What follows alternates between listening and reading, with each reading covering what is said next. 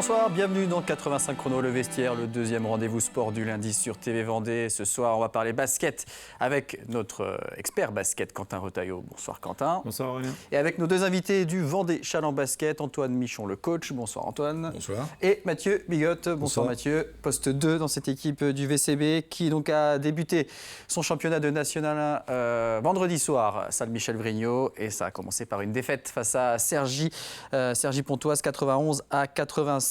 Vous étiez dans la salle Michel Vrignot vendredi soir, Quentin. On va voir les images de ce match et vous allez nous analyser avec les invités cette rencontre. Oui, malheureusement, une première défaite. Pourtant, Chaland qui avait très très bien commencé avec un gros début de match. Du coup, tout de suite 14-3.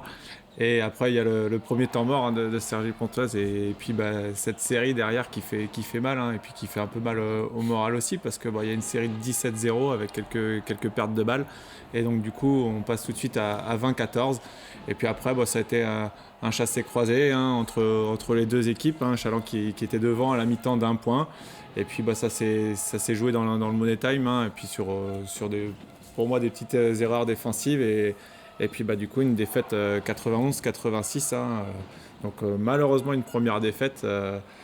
Vous Antoine, comment vous l'analysez cette défaite? Il n'y a rien de grave, mais en tout cas non, pour débuter. Je ne vais pas relativiser, il ne reste que 25 matchs, ça c'est la première chose.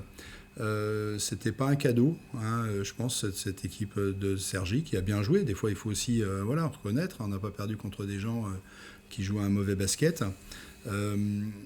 Globalement, on s'est peut-être mis un petit peu de pression aussi, où ça nous est tombé progressivement sur les épaules. Et puis défensivement, on n'a pas répondu, je pense, à l'appel de ce premier match, en fait, en termes de dureté et d'impact physique. Voilà, on n'y était pas sur ce match-là. Ouais, du coup, 91 points encaissés, c'est trop, Mathieu, pour un premier match. Après, vous l'avez senti, cette pression, avec le retour du public, quand même. C'était quand même un plaisir à Michel Vrignot. La pression, non, je pense qu'on l'a senti petit à petit pendant le match, comme on a discuté. On commence bien, donc après, on se dit inconsciemment, je pense qu'on se dit ça va passer, ça va être un match facile. Après, on a des shoots qui sont assez ouverts en première mi-temps qu'on met pas et on n'arrive pas à continuer à creuser l'écart. Eux prennent confiance et après donc du coup après on doute parce que on voit qu'ils reviennent dans le match, qu'ils commencent à mettre des shoots, qu'ils commencent à et nous même si on sait que notre qualité première c'est pas la défense, mais on n'a pas réussi à se consolider là-dessus quand on était moins bon en attaque, donc ouais. Mais la pression on l'avait pas dès le début du match, mais je pense qu'elle est venue au fur et à mesure Après on a pu voir quand même quelques recrues dans ce match avec vraiment un gros passage de Mac Joseph qui fait un bon premier match dans cette raquette. Il va vraiment faire du bien avec Kovanuzic et puis Barham, l'américain aussi qui vient d'arriver au club. Donc ça c'est quand même une bonne première chose pour ce premier match. Moi, par rapport aux joueurs, quand on rebâtit une équipe, j'ai rebâti 50% d'équipe, il faut que chacun trouve sa place. C'est ce que j'ai dit, je pense qu'on n'a pas encore trouvé notre place. Quand on parlait tout à l'heure de Mike, Joseph et puis Nemanja Kovanuzic, il y en a un qui fait un bon match, au moins statistiquement parlant ou offensivement parlant, un autre un petit peu moins, parce que on se cherche encore, on se cherche dans le positionnement, et quand on aura trouvé chacun notre place, je pense qu'on sera compétitif. Aujourd'hui, il y a encore ce petit manque de vécu collectif. On a joué 5 à 6 matchs, en fait, avec quelques matchs de préparation, un match de Coupe de France. Celui-ci aussi nous a impacté, je pense, physiquement. On est rentré très tard, on a eu un joueur blessé, une blessure un peu grave quand même. C'était pas très très joli à voir, donc on est rentré très tard mercredi matin, donc c'est pas là aussi des excuses, mais je pense qu'on était aussi un petit peu émoussé physiquement. Oui, il y a eu cette défaite mardi soir en Coupe de France à Poitiers, 84-72. Il a laissé des traces un peu ce match, Mathieu, ça s'est senti vendredi soir? Le match de Poitiers? Oui. Oui, parce qu'on a perdu un joueur, on a joué pour le gagner aussi, parce que même si c'était pas forcément l'objectif de la Coupe de France, une fois qu'on est sur le terrain, quand on joue contre une équipe qui est avec nous en championnat, on s'est pris au jeu, donc c'était quand même un match qui était assez intense. Laisser des traces, je pense, on a eu quelques blessés. Le lendemain, forcément, on est rentré un peu plus tard parce qu'on a dû attendre par rapport à William qui s'est blessé à l'hôpital. Donc les coachs sont rentrés encore plus tard, eux. Oui, les conditions n'étaient pas au top, mais ouais, c'est vrai qu'on se dit que finalement, il ne nous a pas fait du bien en pleine semaine comme ça. Il nous a pas beaucoup apporté. Mais surtout que, comme le dit le coach, on n'a pas pu faire beaucoup de matchs amicaux parce qu'on a eu Rennes qui a été annulé un dimanche. Donc, ouais, je pense on n'est pas encore bien en place. Tout le monde n'a pas encore trouvé son rôle. Et du coup, de temps en temps, ça coince un petit peu. Alors on va écouter le coach de cette équipe de Cergy donc, qui s'est imposé, Nicolas Mestelman, donc, qui livre son analyse après le match au micro de Sandrine Pelletier. On est très content de cette victoire parce que c'est une victoire à l'extérieur. Notre préparation elle a été très compliquée parce qu'on a eu une décision tardive de la Fédé. Nos joueurs sont arrivés au compte-gouttes, donc on est encore en retard dans ce qu'on propose au niveau de notre basket. Et donc pour une équipe qui monte et qui s'est construite au dernier moment, de venir gagner à Challans, c'est une bonne performance pour nous et on est vraiment très content d'avoir gagné ce soir. Ça a été difficile. Bon, après, je pense qu'on aurait pu être mieux sur le plan défensif. On sait que Challans, avec le style de son coach, et des équipes qui sont très offensives. On ne voulait pas se lancer dans un match d'attaque. Malheureusement, c'est ce qui s'est passé. Mais je crois que par séquence, quand même, notre défense a pris le pas sur l'attaque de Challans. Et c'est pour ça, même s'il y a un gros score à la fin, c'est pour cette raison qu'on a pu le prendre. Mais on s'attendait à un match très compliqué, on le savait. Antoine, donc Cergy qui est promu, mais qui risque quand même d'embêter pas mal d'équipes cette année dans ce championnat. Ouais, promus, ils sont montés sur Wildcard, mais quand on monte sur Wildcard, c'est qu'on a un club structuré. Voilà, on connaît leur président. Ils ont gagné aussi quelques matchs en National 2. Il y a un ranking, ça s'est pas fait par hasard. Les équipes qui montent, ça a été sur Wildcard, ça a été les Sables d'Olonne la saison passée, ça a été Rennes. Donc on voit bien que c'est des équipes qui savent se comporter immédiatement dans la division supérieure et s'adapter. Des équipes structurées de National 2, voilà, c'est un petit peu comme certaines équipes structurées de National 1 qui vont monter en Pro B. Voilà, ils auront aussi un rôle réel. Je pense à Tours là, qui va monter. Voilà, entre chaque division, l'écart se réduit. On le sait, ils ont des joueurs d'expérience aussi. Hein. C'est peut-être une équipe qui s'est construite comme ça, mais l'arrivée de Mokone, je veux dire, des Ghana, leur meneur de jeu américain qui est vraiment très très impactant, Antoine Mendy. Enfin bon, voilà, c'est un effectif quand même. Hein. Ce sont des très bons joueurs de basket expérimentés, puis ils ont bien su, eux, ils n'ont pas du tout subi cette pression-là. Justement, ils sont arrivés un peu plus relâchés, sûrement que nous, et puis voilà, ça leur a permis de gagner. J'espère qu'on les battra aussi chez eux. Il y a 5 points d'écart. On sait que ça sera chaque match sera un combat cette année, on le sait. Et puis je l'ai dit aussi, évaluer des équipes aujourd'hui, il faut être très très malin, ou je ne sais pas, un devin pour le savoir. On ne sait pas qui sera en haut, qui sera en bas. On dit oui, les Poitiers, les gros clubs, les Lorient, oui sûrement, les projets, mais on sait que La Rochelle a été défait pour un premier match aussi à la maison. Je pense dans l'autre poule, je pense au Havre, parce que voilà, on suit quelques joueurs qui étaient chalandais, qui sont au Havre, et voilà, ils ont perdu de 15 points à domicile. Ça ne veut pas dire que le Havre ne sera pas dominant dans sa poule. Et les Sables dans la même poule qui s'est incliné également du côté de Rueil, 85-60. Les Sablés qui recevront Bordeaux samedi. Un petit tour d'horizon du reste de l'actualité sportive avec notamment de la voile, puisque le départ de la Mini Transat a eu lieu cet après-midi à 15h30 au Sables d'Olonne. Départ qui était initialement prévu ce dimanche à 14h, mais il a été décalé pour éviter un gros front actif dès le début de course. On rappelle que 90 skippers se sont élancés en solitaire, sans assistance, sans moyen de communication autre qu'une radio pour recevoir les bulletins météo. Donc une transatlantique avec une escale aux Canaries et une arrivée à Saint-François en Guadeloupe. Et on suivra plus particulièrement les skippers 21, Gauthier Verdon qui était sur ce plateau il y a quelques jours, et Tim Darny du football ce week-end avec le championnat de National 2, la 8e journée et la défaite des Herbiers à domicile face à Moulins-Isère, 2-0, un but par mi-temps. C'est un 4e match sans victoire pour le VHF qui est 11e au classement et qui mettra entre parenthèses le championnat le week-end prochain pour jouer à Beaugé en Coupe de France. Ce sera le 4e tour. Toujours en football en division 2 féminine, la 3e journée, la 3e défaite pour La Roche ESO. Toujours pas de but marqué non plus pour l'équipe de La Roche-sur-Yon qui a été battue à domicile ce dimanche par Le Havre, 2-0. Les Arnésiennes qui sont dernières au classement et qui se déplaceront à Saint-Maur dimanche prochain. Et puis il y avait également du tennis ce week-end avec la 5e édition de la fête du tennis féminin à Saint-Jean-de-Mont, une édition qui s'est achevée avec la finale du tournoi CNGT, finale remportée par Audrey Albier qui est en orange à l'écran. Audrey Albier numéro 13 qui s'est imposée face à Mallory Noël numéro 21.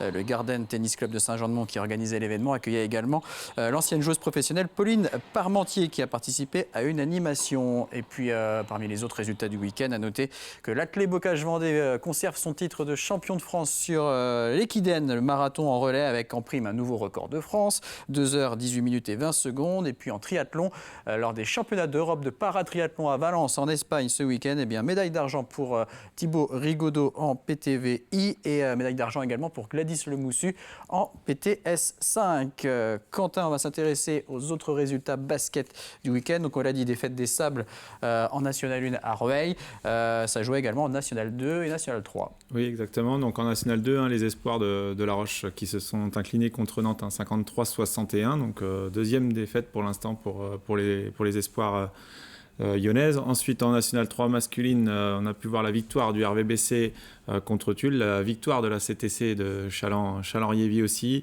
Dans le derby vendéen, Saint-Georges s'est imposé largement contre Chambretot 92-68. Et enfin, la CTC, donc Ouest Vendée, c'était bien ça, s'est imposé de 10 points. Donc deuxième victoire pour eux, deuxième victoire pour Saint-Georges aussi et pour La Roche. Donc ça commence bien en National 3 pour les équipes vendéennes. Et en National 3 féminine, Chantonnay s'est imposé à Tulle 59-69. Et enfin, le Smash a perdu à Montferrand, donc deuxième défaite pour elle, 44-54. Et après, on verra donc dernier match ce soir pour la Ligue féminine de préparation, un dernier match de préparation pour les joueuses de Manu Body à Landerneau.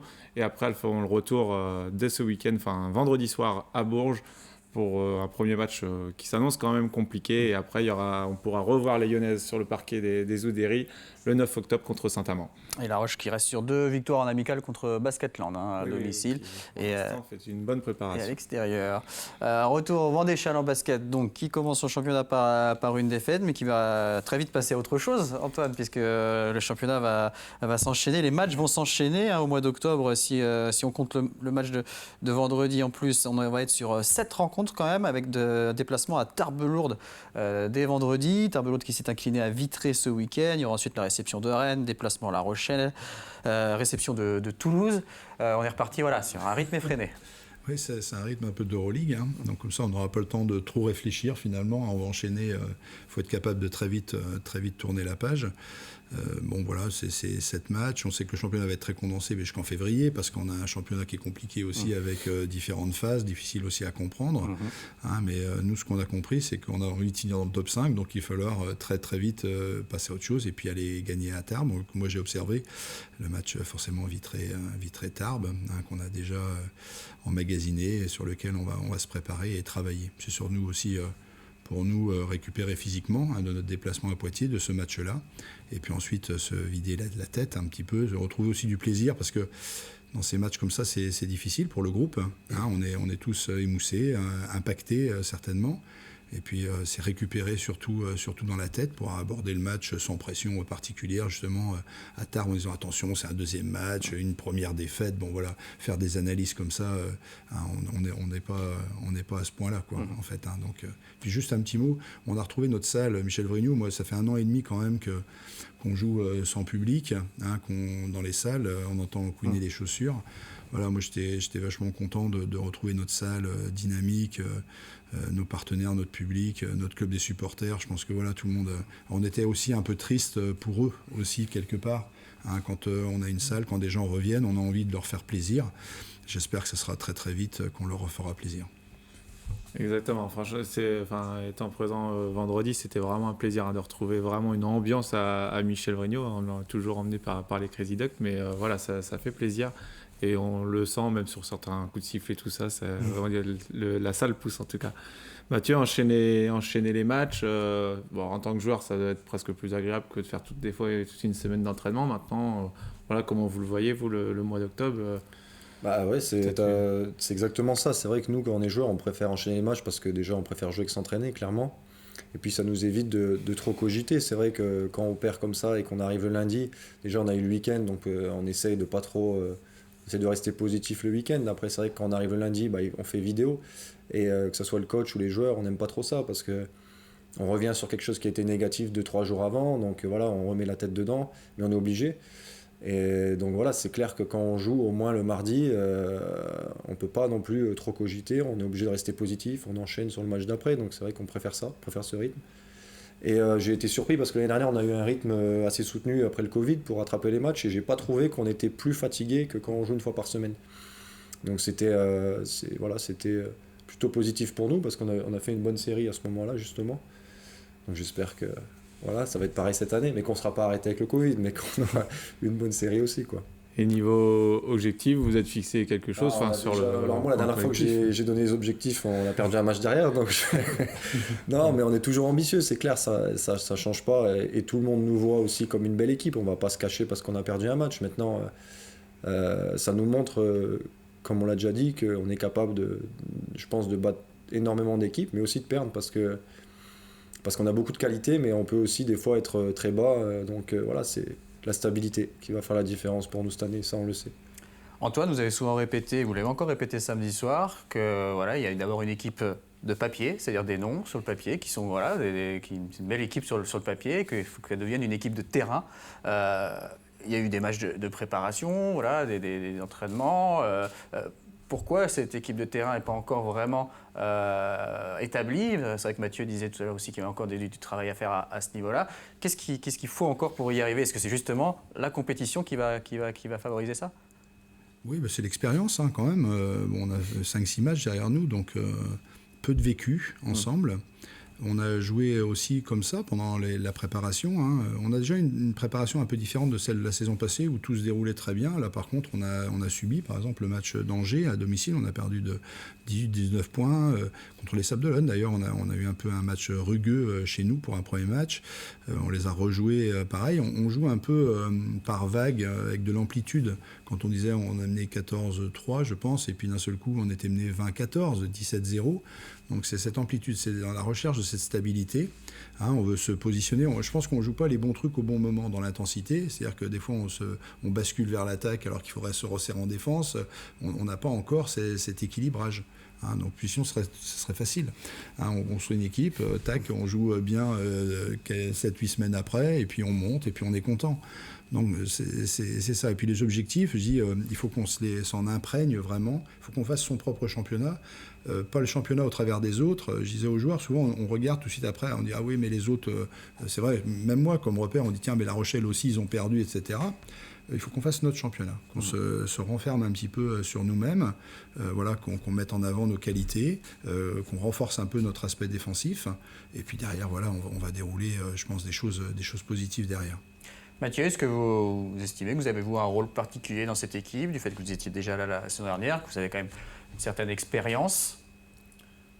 J'essaie de transmettre un peu les idées du coach. Après, l'expérience, on en a beaucoup cette année. Donc, du coup, c'est ce qu'on dit toujours. On est obligé de tous un peu mettre de l'eau dans notre vin parce qu'on a beaucoup de joueurs d'expérience. Donc, si tout le monde se met à apporter son expérience, il n'y a plus de coach.